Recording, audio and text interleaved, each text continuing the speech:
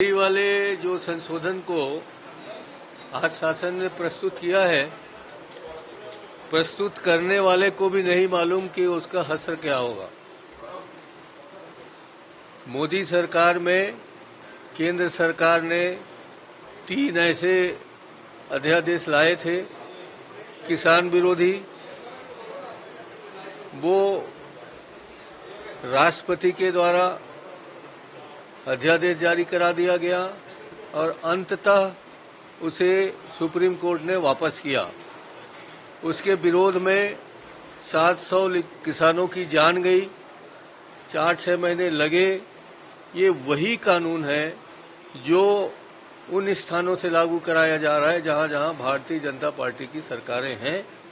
क्योंकि ये केंद्र सरकार इसे पास नहीं करा सकी, तो दूसरा रास्ता खोज के जहां भाजपा की सरकारें हैं उन राज्यों से उन्हें पास कराने की कोशिश हो रही है या हो गई।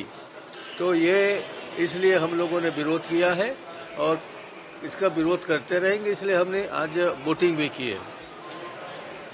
सर, एक दूसरा सवाल था कि पिछले 3 सत्र में 24 से ज्यादा जांच की घोषणा विभागीय मंत्रियों के द्वारा की गई है, लेकिन उस पर फॉर्मिंग अब तक नहीं आ पाई। निष्कर्ष क्या है? नहीं आ पाया।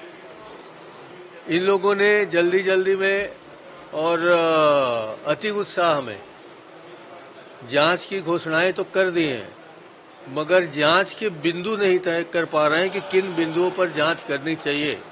क्योंकि ये जितना सोचते हैं न तो उतना भ्रष्टाचार हुआ है न अत्याचार हुआ है।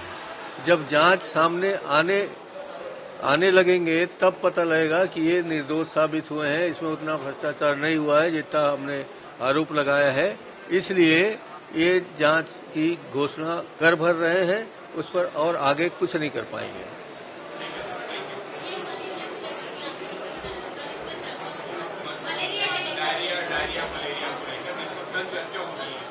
ये बहुत खुशी की बात है।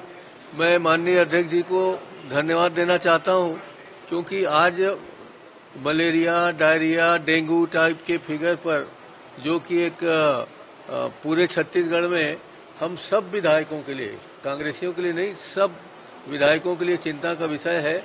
उसका मूल कारण ये है कि पिछले 6 महीनों से अस्पताल में दवाइयां समाप्त हो चुकी हैं।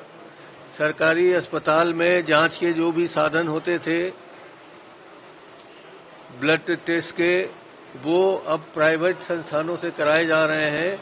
यही कारण है कि जांच में विलंब हो रहा है, डॉक्टरों के द्वारा चिकित्सा उपलब्ध नहीं हो पा रही है। ये ऐसी बीमारियां हैं जिनमें बिना खून जांच के दवाई नहीं दी जा सकती, और खून जांच हो रहा है प्राइवेट में, क्योंकि प्राइवेट वालों से इनके सांठ-गांठ हो चुके हैं और जो नई दवाइयां खरीदना है उनसे सांठ-गांठ नहीं हो पा रहे हैं। ये मेरा आरोप है और इसलिए बाजार में नहीं, कहीं भी किसी भी अस्पताल में दवाइयां उपलब्ध नहीं है, और ये एक बहुत ही गंभीर बात है जिसको तत्काल मुख्यमंत्री जी को, भारतीय जनता पार्टी की सरकार को निर्णय लेके दवाइयां खरीदनी चाहिए।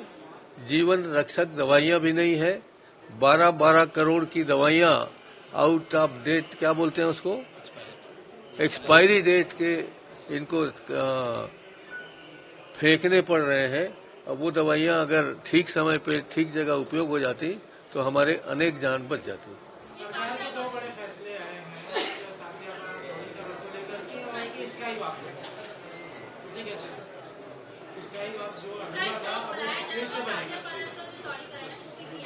आप लोगों ने बनाया नहीं सर 5 साल, आप लोगों ने कहा कि समिति बनाए सकते। देखिए, इस बारे में मैं कुछ नहीं कहना चाहता, ये उन्हीं के जमाने का है।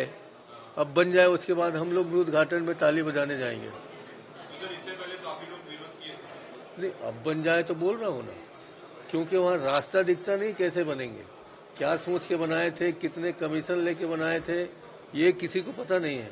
अब बन जाएगा, उसके बाद हम भी ताली बजाने जाएंगे, उसमें स्वागत करेंगे।